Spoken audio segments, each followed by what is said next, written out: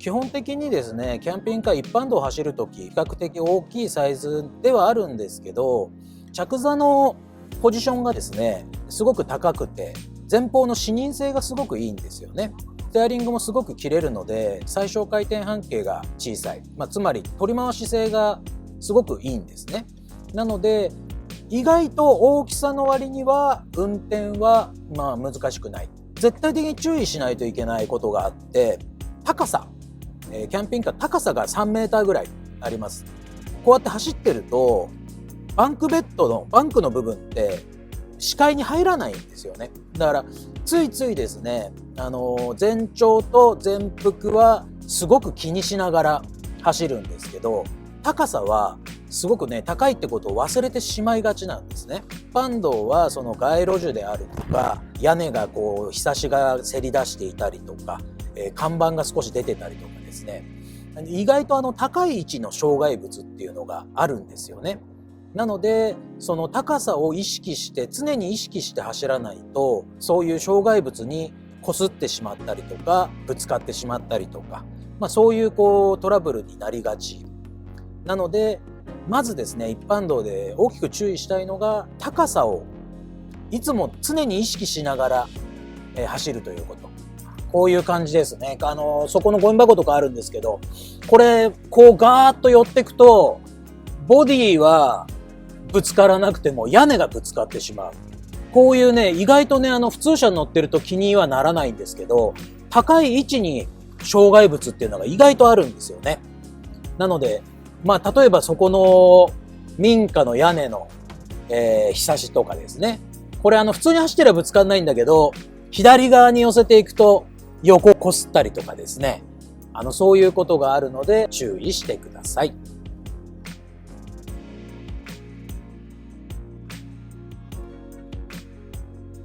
車が大きいので、バックですね。バックをするときも、すごく注意が必要。高さがあるので、バックをしたときに、例えば、後ろに屋根が出てたり、障害物があったり、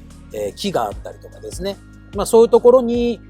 ぶつかってしまったりとか。あとはその、リアタイヤからリアバンパーまでのオーバーハングが、距離が長いので、普通に車止めまで下がると、すごくそのはみ出しが大きいので、バックモニターであるとか、場合によってはその降りて目視をして障害物とかスペースを確認して注意をしてバックをする。バックをしてぶつけてしまうっていうケースが非常に多いので注意が必要です。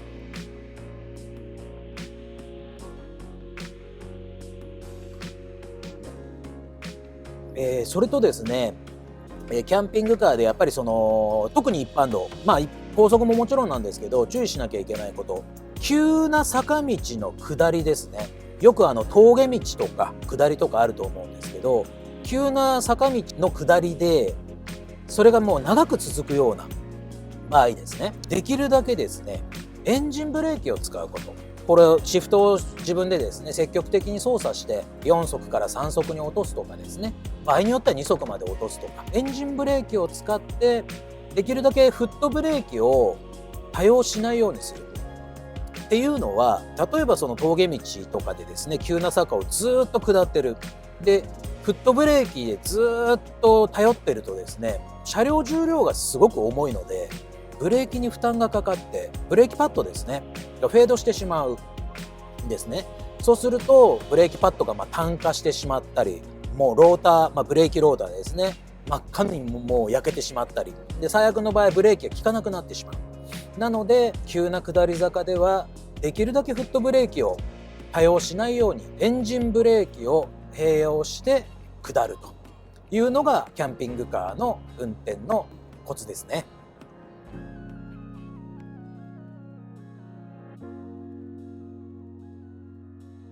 高速道路今走ってるんですけども、基本的にはキャンピングカー、風の抵抗がすごくある。あとは重心がちょっと高くて前高も高いですから、重心の低い普通の乗用車と比べるとやっぱり特殊な車なんですね。なので何にせよスピードは控えめに、今これでだいたい80キロで一番左側の車線を走ってるんですけれども、キャンピングカーはね、本当にガンガン飛ばすっていうのはもう全然考えないで、のんびりとですね、ゆったりとした気分で控えめの速度で走る。それがまず一番の安全運転への近道だと思いますね。スピードが上がればそれだけその安定感が損なったりとかですね、そういうこともありますんで、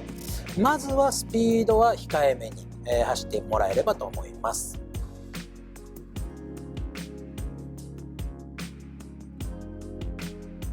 キャンピングカーはやっぱり形状的に風の影響をすごく受けやすい形状してますので、横風が強い時、開けたところとか、あとはそのトンネルの出口であるとか、すごくその風でバッとハンドルを取られたりすることがあるんですね。なので風が強い時はもういつも以上にですね、慎重な運転でスピードも控えめにと。風の抵抗を受けやすい車なんだよっていうことはやっぱり頭に入れて運転はした方がいいですね。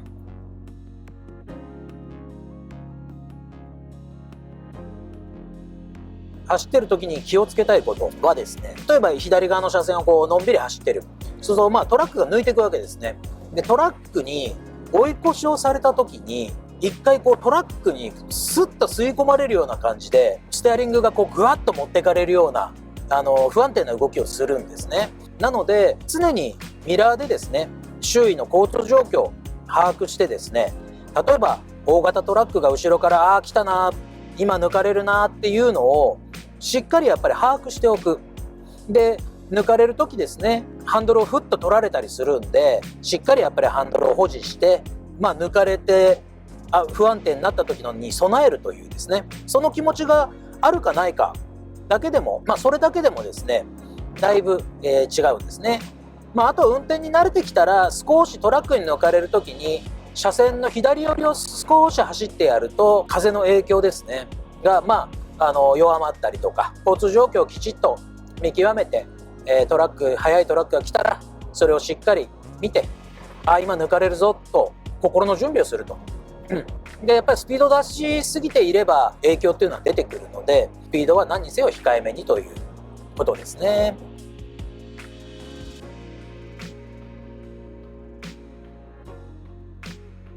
じゃあ今左車線走ってますけど、車線変更ちょっとしますね。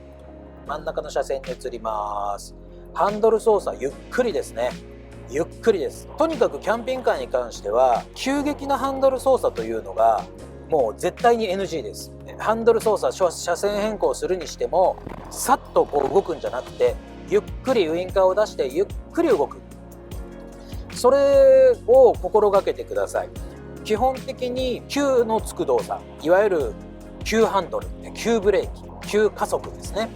これはもう普通乗用車よりもさらにそこに気をつけて、急なハンドル操作をしない。ハンドル操作はゆっくりと。であとですね、ブレーキを例えば急ブレーキガーンと踏むとですね、車が前のめりに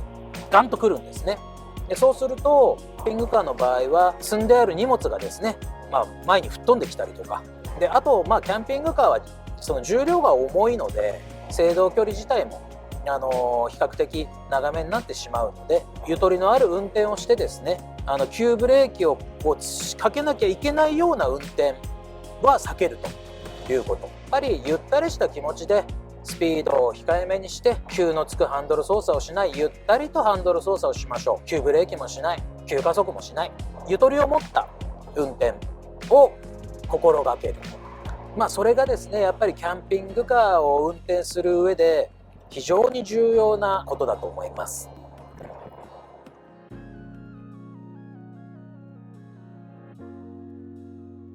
初めてキャンピングカーに乗る方、初心者の方向けにですね、キャンピングカーの安全運転の基礎の基礎を今回解説させていただきました。改めて復習をするとですね、キャンピングカー、高さに注意しよう。高いところにある障害物、そこにも気を配って高さに気をつけよう。あとはスピードを控えめにすること、急のつく動作をしないこと、急ハンドル、急ブレーキ、急加速。基本キャンピングカーっていうのは普通乗用車であるとかそういったものとは違う特別な車なので、そのキャンピングカーの重量であるとか形状であるとかそういった特性をしっかり理解して、それを頭に入れた上でですね、気持ちにゆとりを持って全てにおいてゆとりのある運転を心がけていただければと思います。それで安全にですね、キャンピングカーの旅、キャンピングカーライフを楽しんでいただければと思います。